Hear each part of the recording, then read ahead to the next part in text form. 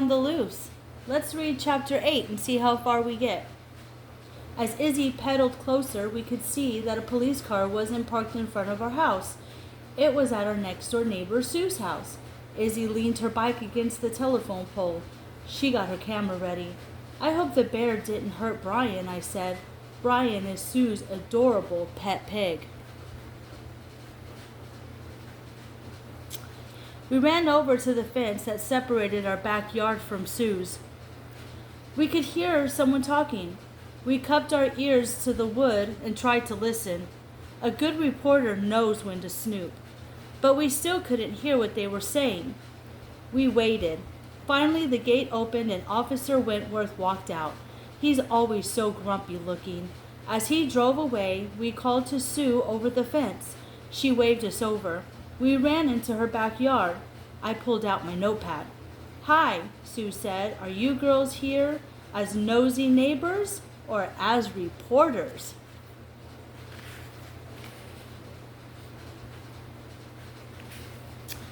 "Both," I said, smiling.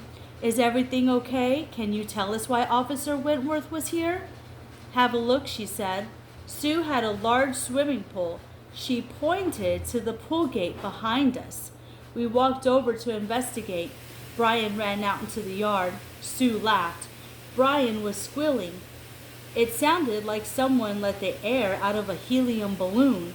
He came over to us. Izzy and I pet his smooth pink back. But I knew we had to hurry. I turned back to the gate. "Whoa," I said. The latch that kept the gate door locked was broken. There were scratch marks near it. Izzy took a picture. "That's not all," Sue said. Brian's food dish was broken, and it was empty. All of his dried fruits were gone.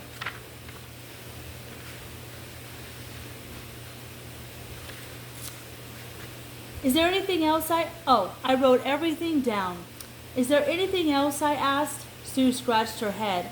"Not really, but Officer Wentworth did say she's worried a bear might be on the loose. So I'm keeping Brian inside tonight." "That's a good idea," I said. He also gave me the number of Officer Pam. He said to call her if I see the bear. She added, "Be careful, girls." "We will," I said. "Thank you." As we walked back to our yard, Izzy pulled up the picture of the bird feeder. "Look," she said. "These scratches look the same as the ones on Sue's pool gate." "You're right," I agreed. "The animal that took down that bird feeder is the same one that attacked that gate." Izzy looked at the time. It was 7:59. "Hildy," Izzy cried, "if we don't get home in 1 minute, Dad's growl will be scarier than that giant bear." Chapter 9, Enchilada Time. Izzy and I rushed inside. "We're home," we called out. "Just in time," Mom said as she set a warm plate of enchiladas down on the table. Steam rose of the butty, cheesy top. I couldn't wait to dig in. My little sisters Georgie's and Juliet's chair were empty. They were already in bed. "What big scoop are my daughters on now?" Dad asked. He took a spoonful of black beans. "We're working on a huge story," as he said, "and we almost got eaten by a giant bear," I added. "A giant bear," Dad said. He raised his eyebrows like he does when he thinks we are pranking him. Then Mom sat down. That meant we couldn't start eating. "Well, why don't you invite your furry friend for dinner?" she said. "We have enough enchiladas to share." Mom and Dad both laughed. Izzy rolled her eyes. "They'll believe us when they read our story," I whispered to her. Izzy nodded. "Yeah, but we need to get back to work." I quickly shoveled food into my mouth until my plate was clean. Izzy did too. "Hungry," Mom said, smiling. "That's good because there's a warm cobbler for dessert.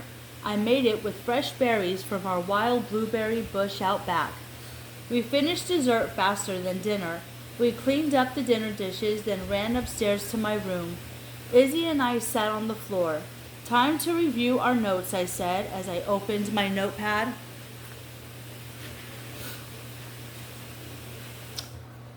Here are all the notes that Izzy took. Who? A giant bear. What type of bear? When? This evening after 6. Growl. Where? Behind Grover Grocer. So she took a bunch of notes.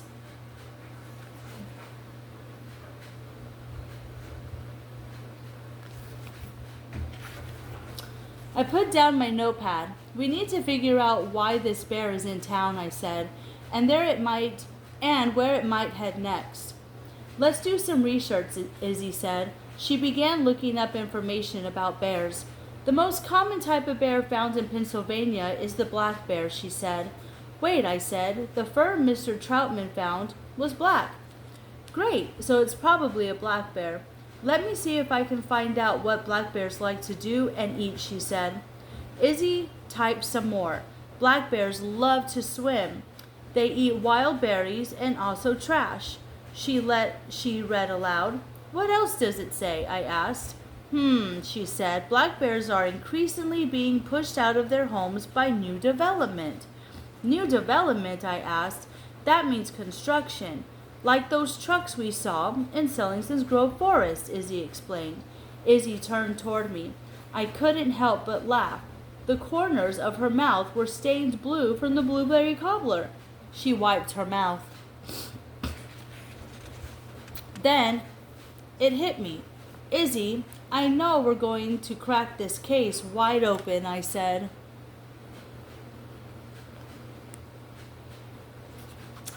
Chapter 10, Campout. I jumped up. Listen, Izzy, bears love berries. Yeah, so? I told you that, Izzy responded. What's your bright idea? Well, we know the bear is close by, and we have a berry bush, so we can pick berries, I said, sketching my ideas on paper. We can make a trail of berries from Sue's pool gate, where it was last seen, to our berry bush. Hopefully the bear will follow the trail right into our backyard. Then we can call Officer Pam to come get it.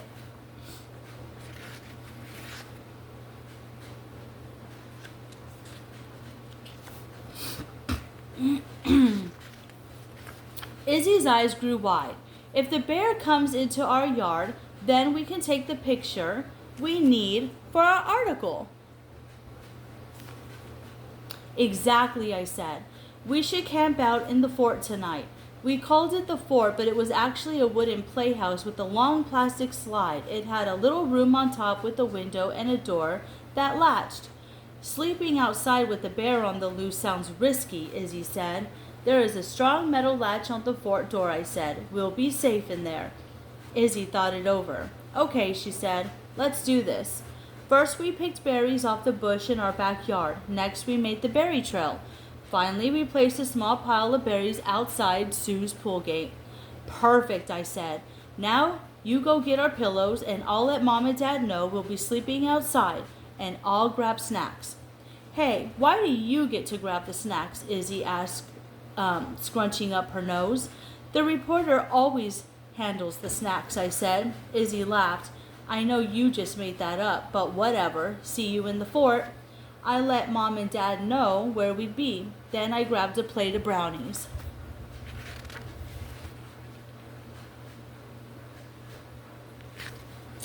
When I got to the fort, Izzy was near the window checking her camera. Remember, I said, a great picture can turn a good story into an amazing story. Izzy smiled as she propped her camera up on a tripod. Then she spotted the brownies. Score, she said, biting into one. We leaned back against the wall of the fort. I'll take first look out, Izzy offered. Okay, I said. I'll start to work on my article. I took out my phone and began to type. But soon my eyelids began to feel heavy. I couldn't help it. It had been such a crazy long day. I drifted to sleep. Splash! A loud noise woke me up. A soft pinkish orange light was coming through the fort window. It was early morning. I rubbed my eyes. I looked over at Izzy. Her eyes were closed. Wake up, Izzy, I yelled. She sprung up like a jack-in-the-box. Did you hear that? I asked. Hear what? She said. Splash! I heard it again. It was coming from Sue's pool.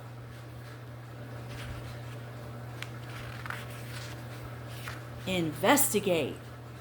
Chapter 11. Izzy pointed her camera at the pool. Click!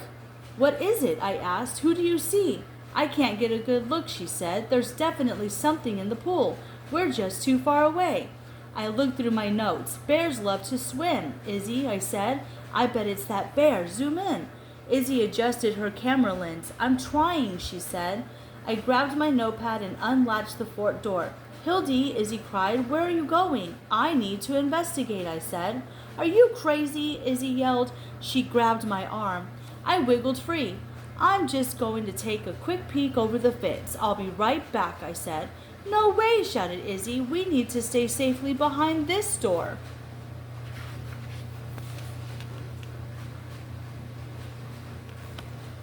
I turned, burst out the door, and slid down the slide. I sprinted to the fence. I pulled myself up with my arms to peek my head over, but I couldn't hold myself up. Well, enough to see over the top. My feet landed on the ground with a thud, and my notepad fell out of my pocket. I reached down to pick it up. That's when I realized that something, or someone, was right behind me. Chapter 12. Danger. I was about to scream when I heard a familiar voice. Here, Izzy said. She handed me the notepad. I took it from her. I thought you were staying in the fort, I whispered. Who is going to save my little sister from a giant bear if I'm not around, she said. Thanks, I said. Now, let's get a look over the fence. Izzy hoisted me up over her shoulders. The first thing I noticed was that Sue's pool gate was open again.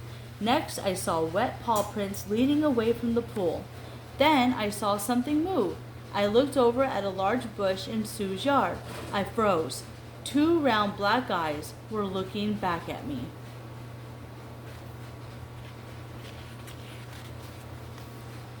Chapter 13. Bear. I stared over the fence into Sue's yard. Izzy, I sputtered, it's the bear. Quickly, Izzy yelled, call Officer Pam. I reached into my pocket to grab my phone, but my hands were shaking. I dropped it into Sue's yard. Hildy, screamed Izzy. The sound of the phone hitting the ground startled the bear. It darted out. I gasped. At first I thought my eyes were playing tricks on me. It was a bear, but it wasn't a giant bear. It was just about the cutest thing I've ever seen. It had black fur and wasn't much bigger than a fire hydrant. The bear cub wasn't going to eat us, but it was clearly hungry. It spotted our berry pile near the gate.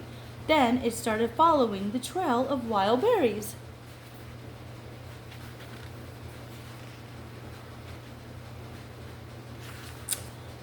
Izzy, the bear's just a baby, I said, and it's headed for our yard.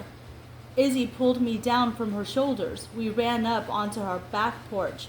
Just then, Dad came outside. I heard screaming. Is everyone... Oh, he asked, following our gaze to the bear. Whoa, Dad exclaimed. We told you there was a bear on the loose, Izzy said.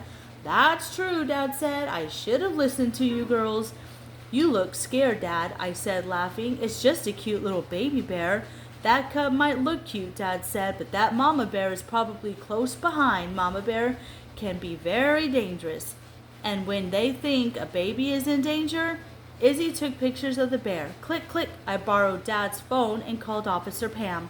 We found the bear. It's in our yard right now, I said. I gave her my address. I'll be right there. Thank you, Hildy, she said. Mom opened the door. Get inside right now, all 3 of you, she said. Mom and Dad scooted us into the house. We watched from the kitchen window. The bear couldn't eat enough berries. I wonder how this little cub got all the way here, Dad said. I can answer that, I said, smiling. Loud construction noises scared the bear out of the forest. That's why he left. Then he got hungry and went looking for food. First he found Mr. Troutman's garbage. My dad nodded. Next the bear ran through Rotary Park. That's probably when he smelled Brian's dried fruits, I continued. That's why he scratched the fence to Sue's pool gate, to get to the food. After a bit of exploring, the bear came back and went for the swim, just because bears like swimming. But the bear got hungry again. That's when he found our berry trail, leading him right to our berry bush," added Izzy. "I don't know how I feel about my daughters leading bears to our house," Mom said. "Don't worry, Mom, we called Officer Pam," I said. "She's on her way." Just then we heard a knock on the door. Chapter 14, Back in the Wild. I ran to answer the door. A woman in a brown uniform stood on our doorstep. She had a golden star-shaped badge pinned to her shirt. "Hi, I'm Pam, the wildlife officer," she said. "Hi, I'm Hildy, the reporter for the Orange Street News," I said. "Nice to meet you," Pam said. "Now where's this bear you found?" I led Officer Pam to the window. "You did the right thing by calling right away. If it wasn't for your hard work, there could have been real problems for the residents of Sillington's Grove, and for this young cub," Officer Pam said. "Now please wait here while I safely catch the cub." Officer Pam went to her van and pulled out a large wire cage. She placed the cage in the middle of our yard, then threw food pellets near and inside the cage and slowly backed away. She had made a trail just like ours. We waited quietly, watching from the window. The cub finished eating blueberries. He put his little nose in the air and wandered over to the pellets inside the cage. Suddenly the cage door shut. The little cub really didn't seem to notice there was a trap. He just kept eating. Officer Pam carried the cage to her van. All four of us ran outside. I dashed next door and picked up my phone, then I ran back. Officer Pam turned to me and Izzy. "This black bear cub didn't want to hurt or scare anybody. He probably just got scared by the construction going on in Sillington's Grove Forest and wandered into town looking for food," she explained. "That was a great quote from my article. I wrote it down word for word." "That's just what Hildy said," Dad exclaimed. I could tell he was proud of me. "Where will you take the cub?" I asked. "Back to the forest," replied Officer Pam. "I need to try to reunite him with his mama. Can we come?" asked Izzy. Officer Pam smiled. "You two are the reason we found the bear today, so of course you can come. That is so long as it's all right with your parents." "I think that's a very good idea," Dad said. Izzy and I jumped up and down.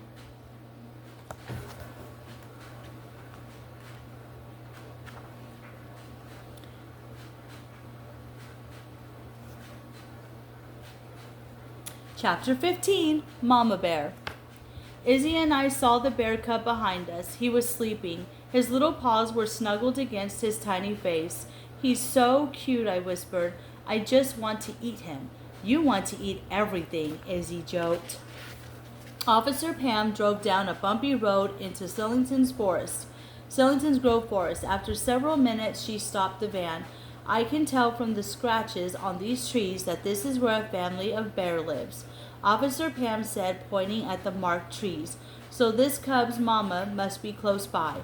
You two wait here." Izzy and I pressed up to the window as Officer Pam walked around back. She gently set the cage on the ground and slowly opened it. The cub was still sleeping. Officer Pam hurried back and drove the van a short distance from the hill. "There," she said, parking the van. "Now we wait." We waited. Finally, a large black bear came lumbering down the hill. "That bear is huge," said Izzy. "She must be the mama," I said.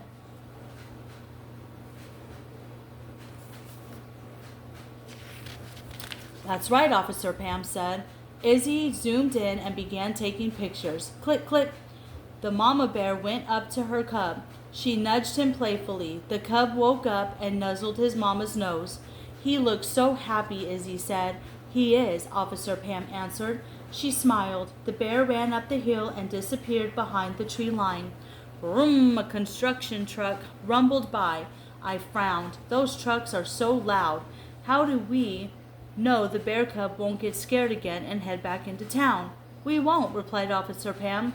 "We just have to hope that the forest animals can adjust to all the changes, and hopefully the bear cub will stay closer to his mama now. But don't worry, girls. Officers like me will always be here to help them out. As Officer Pam drove us home, I finished typing my story. Izzy chose great photos too. I posted the article online by 8 a.m.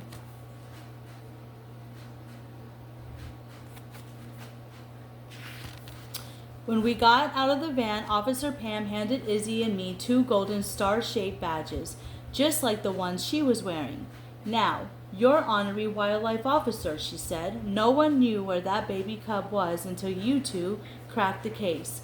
We pinned the badges to our shirts. Wow, I said, thanks. This is awesome, added Izzy. Just then we heard sirens. That sounds like a fire truck, I said. Izzy looked at me. Hildy, are you thinking what I'm thinking? She asked. Let's follow those sirens, Izzy, I shouted. The next adventure is going to be hot.